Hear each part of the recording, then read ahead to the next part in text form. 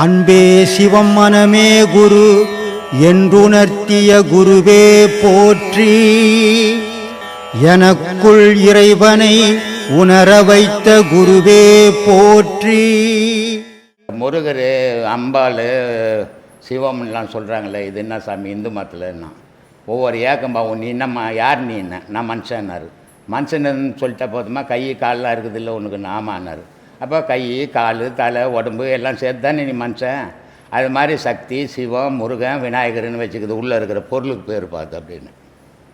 உன் அம்மா உனக்கு வசதி, என் அம்மா எனக்கு வசதி இல்லை, யார் அம்மாவும் தாழ்ந்தவங்கள, யார் அம்மா உயர்ந்தவங்க இல்லை அப்படின்னு.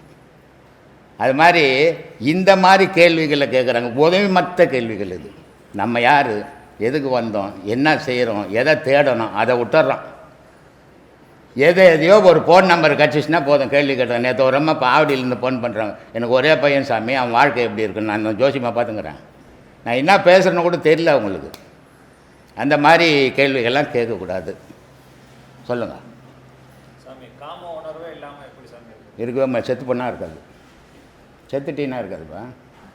வீட்டுக்குள்ளே இருந்துக்குன்னு அம்மா வயிற்றில் அப்பா வயிற்றில் பிறந்துட்டு காம உணர்வு அம்பா காமம் வந்ததால் நீ வந்த, அப்புறம் உனக்கு காமம் இல்லாத எப்படி இருக்கும்? அதை அடக்கணும். செத்தா காமம் இருக்காது. சொல்லு வேற என்ன, இது கேள்வியா? மகாபாரதத்தில் கிருஷ்ணருக்கு எல்லா சக்தியுமே இருக்குது, உலகமே அவர் தான் அப்படின்னு சொல்லிட்டு இருக்குது. ஆனால் அந்த போரை அவர் நடத்துறதுக்காக அர்ஜுனன், இவங்க தர்மர், இவங்ககிட்டலாம் ஒரு ஒரு தெய்வத்துக்கிட்ட இப்போ அர்ஜுனன் கிட்ட சொல்கிறாங்க, பாசுபதாஸ்திரம் போயிட்டு நீ சிவன் கிட்ட வாங்கிட்டு வா, அங்கே போயிட்டு நீ தவம் பண்ணி வாங்கிட்டு வான்னு சொல்கிறாங்க. அதே மாதிரி பீமன் நீ போயிட்டு ஆஞ்சநேயர்கிட்ட போயிட்டு உன்னோட தவம் பண்ணி அந்த சக்தி நீ வாங்கிட்டு வான்னு சொல்றாங்க. ஏன் இந்த சக்தி எல்லாம் கிருஷ்ணர்கிட்ட இல்லையா? வெளியில அனுப்புறாங்களே, அவங்க எதுக்காக அனுப்புறாங்க?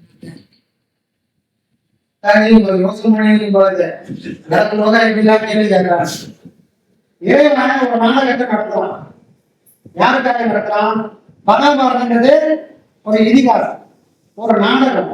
இந்த நாடகம் ஏன் நடக்குது அப்படின்னு சொன்னா, இந்த உலகத்துக்கு பாடம் வேணும்.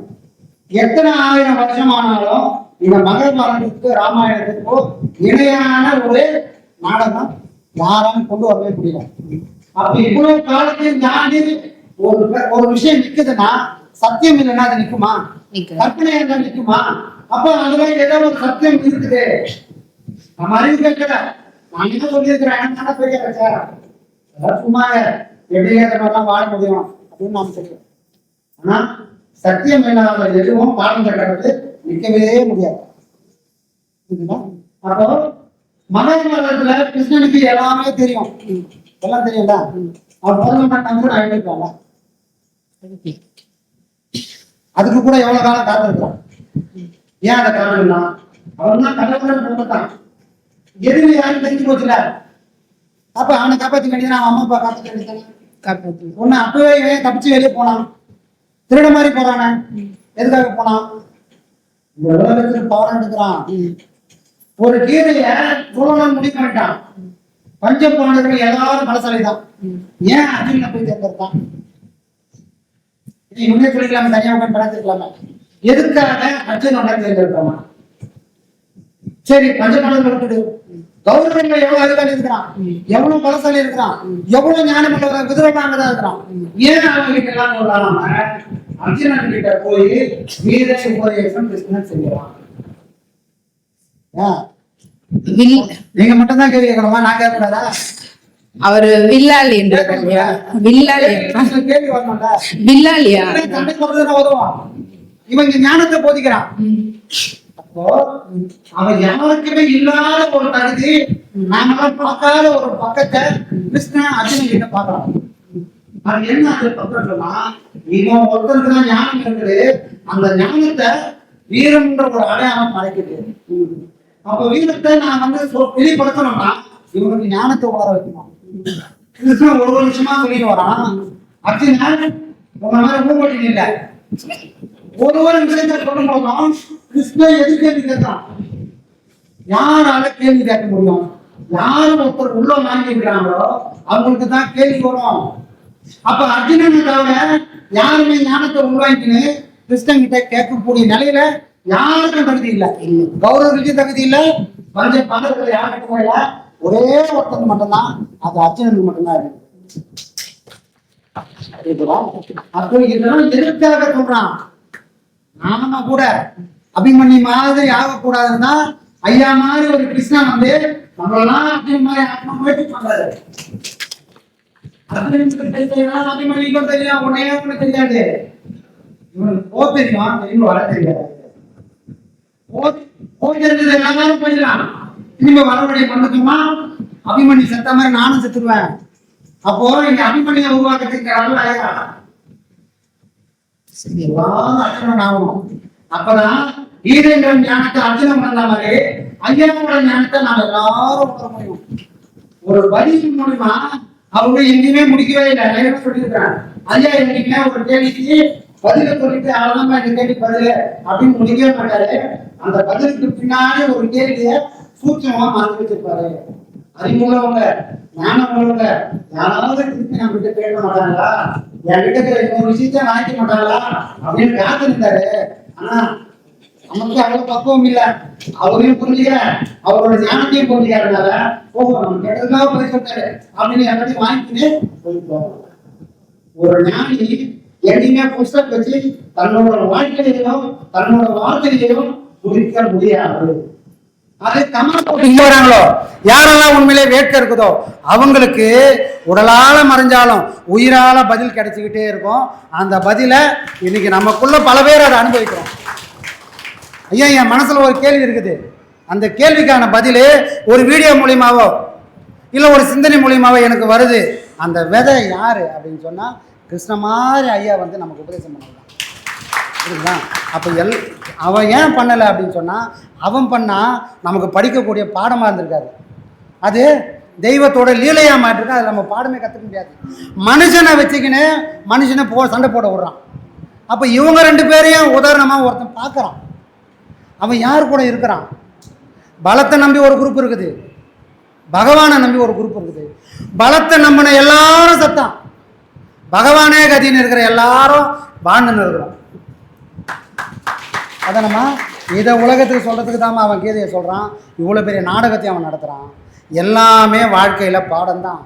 யாரெல்லாம் கற்றுக்கணும்னு நினைக்கிறாங்களோ அவங்களுக்கு காலத்துக்கும் பாடம் கிடைச்சிக்கினே இருக்கும். அது 18 பாடத்தோடு நிற்காது, அதுக்கப்புறமும் பாடங்கள் இருக்குது. அந்த பாடம்லாம் நமக்கு கேள்வி வந்தால் மட்டும்தான் கிடைக்கும். 18 பாடம் வாங்கிட்டேன் நான் தான் பெரிய ஆளுன்னு போனால் கிடைக்காது. அதை தாண்டியும் பாடங்கள் இருக்குது. அந்த பாடம் இந்த பக்குவத்தோடு யார் இருக்கிறாங்களோ அவங்களுக்கு மட்டும்தான் கிடைக்கும். சரிங்களா? நீங்கள் உங்கள் பேச்செல்லாம் கேட்கும்போது ஐயா வந்து எப்படிப்பட்ட ஒரு தெய்வன்றது மனசுக்குள்ளே ஒன்றுமே இல்லை. அப்படியே அந்த மெழுகுவத்தி ஏற்றுனா அந்த ஒழுகுது பார்த்தீங்களா, அந்த மாதிரி கண்ணிலேருந்து தண்ணி தான் அப்போ வருது. அவர் வந்து அந்த மாதிரி குருவுக்கு நான் சீடன் கூட கிடையாது. இந்த தெருவில் போச்சு பார்த்தீங்களா தூசி, ஐயாவோட கால் பக்கம் இருக்கிற ஒரு தூசி, அவ்வளோதான்ப்பா. ஆத்மாவை உருகி உருகி ஆறட்டும். உருகினே இருந்தாலும் தப்பாக போடும். உருகணும், அப்புறம் ஆறணும், திருப்பி ஏற்றணும், திருப்பி உருகணும். பட்டினத்தார் சொல்கிறார், திருவையாருக்கு போகிறாரு. எப்பா மண்ணும் தணலார வானும் புகையார பண்ணும் அயல்மான் கையார. என்னென்ன சொல்கிறாரு? மண்ணும் தணலார, மண் நெருப்பாக கொதிக்குதான். மண் ஏன் நெருப்பாக கொதிக்குதுன்னா, என்ன இந்த மண் எரிச்சு எரிச்சு எரிச்சு அந்த சூடு தணியத்துக்கு முன்னாடியே இன்னொரு பிறவியை கொடுத்துட்றான். திருப்பி சூடு ஆறதுக்கு முன்னாடியே அந்த பிறவியை முடிச்சுட்டு திரும்ப என்னை எரிச்சிடறான். நான் எத்தனையோ பிறவியாக எரிஞ்சு எரிஞ்சு எரிஞ்சு இது முடிவே போகிறதுனால இந்த மண்ணில் இருக்கிற சூடே ஆறலப்பா. என்னை எரிச்சு எரிச்சியே சூடு ஆறாமல் இருக்குது. மண்ணும் தணலார. அப்போ இது எரிஞ்சு எரிஞ்சு வானெல்லாம் புகையாக போச்சான். வானெல்லாம் புகையாக போது நமக்கு எவ்வளோ பிறவி எடுத்திருப்போம். எத்தனை பிறவியாக நம்மளை எரிச்சிருப்பாங்க. நாம் நினச்சிக்கிறோம் இந்த பிறவி இதான் புது பிறவி, புதுசாக இந்த பூலோகத்துக்கு வந்துட்டேன்னு. கணக்கு இல்லை. கடல் மண்ணை எப்படி அளந்து சொல்ல முடியாதோ அத்தனை அநேகம் கோடி பிறவியை நாம் எடுத்து வந்து இங்கே உக்காண்டிருக்கிறோம். இப்போ தான் நமக்கு ஒரு குரு கண்ணிலையும் கருத்துலையும் வந்திருக்கிறாரு. கருத்தில் வந்த குருவை கருத்தோடு வச்சுக்கோங்க. அவரை ஒரு நாளும் கக்கத்தில் கொண்டு போயிடாதீங்க. அது மிகப்பெரிய பாவமாயிடும். கக்கத்தில் வைக்கிறேன்னா என்ன அர்த்தம்னா, நமக்கு எப்போ தேவைகள் வருதோ அப்போ எடுத்து பயன்படுத்திப்போம். ஆனால் கருத்தில் வச்சுட்டா நம்ம உயிர் போகும்போது கூட அந்த ஓங்காரம் ஒழிச்சுக்கிட்டே இருக்கும்.